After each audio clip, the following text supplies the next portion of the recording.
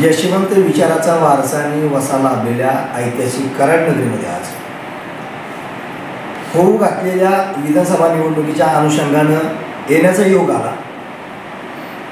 लोकसभा निवडणुकीमध्ये तुतारी या चिन्हावरती रिपब्लिकन पार्टी ऑफ इंडियाचा पुरस्कृत उमेदवार म्हणून मी संजय गाडे 37,062 मतदान घेऊन दखलपात्र ठरलो।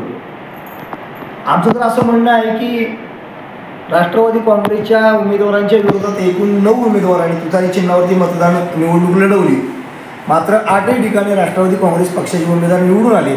एकमेव जिल्हा असा आहे की जो यशवंत विचाराचा बालेकिल्ला मानला जात होता, शरद पवार साहेबांचा बालेकिल्ला मानला जात होता, त्या सातारा लोकसभा मतदारसंघामध्ये केवळ RPIच्या पदाधिकाऱ्यांनी घेतलेला कष्ट, चिवट आणि चिकाटीने केलेल्या प्रचाराच्या बळावरती 37,000 मतदान घेतलं आणि राष्ट्रवादी काँग्रेसचे शशिकांत शिंदे हे 32,000 मताधिक्यानं पराजित झाले आणि भाजपचे उदयनराजे भोसले निवडून आले। खरं म्हटलं तर कोण निवडून येणार आणि कोण पडणार याच्याशी आम्हाला काडी मात्र घेणं देणं नव्हतं आणि नाही।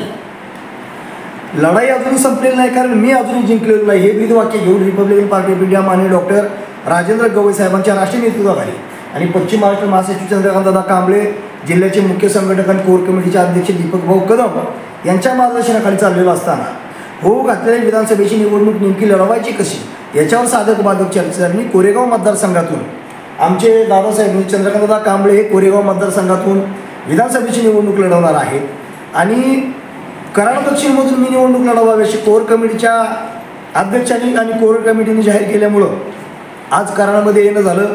कराड दक्षिणमधून रिपब्लिकन पार्टी ऑफ इंडियाचा अधिकृत उमेदवार म्हणून मी स्वतः माझी उमेदवारी या क्षणाला घोषित करत आहे।